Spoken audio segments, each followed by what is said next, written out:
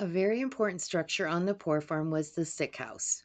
Shortly after the main house on the homestead was constructed, a second smaller home needed to be built.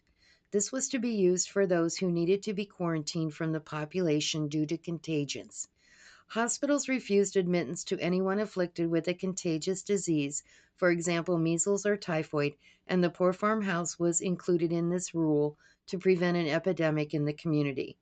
A small house and windmill for good water was erected away from the homestead on the center of the farm ground. Although a patient was under county doctor's direction, most of the daily nursing care was provided for by the stewardess.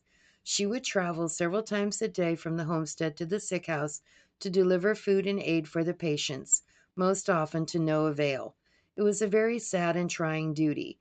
As medical practices improved, the sick house purpose was needed less and less, but the county was reluctant to discard its existence. It was replastered in 1902 with other updates. After the stock market crash in 1929 and the Great Depression that followed, there was an increase in the number of inmates at the poor farm.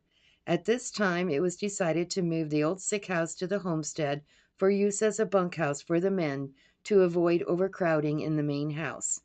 In 1931, the sick house was moved to within a few feet of the back of the main house and was connected to the heating and water system.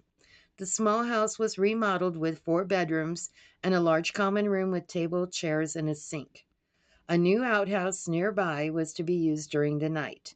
The new outhouse was most likely constructed under the WPA program in the 1930s.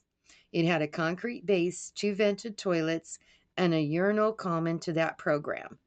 Other than sleeping, all activities and meals were to remain in the main house. During the Poor Farm System operation in Dodge County, over 400 residents were served.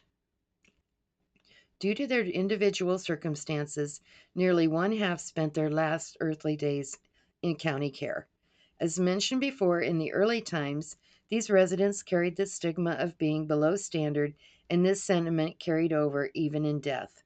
According to the records, 33 residents who had passed on while under care at the farm were buried on site instead of being interred in Potter's Field in the town cemetery.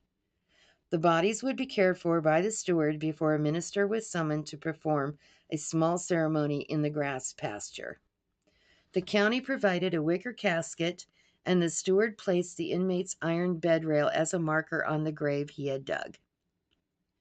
By the 1920s, the residing steward refused this practice, and further deaths resulted in the bodies being placed in the county seat's public cemetery.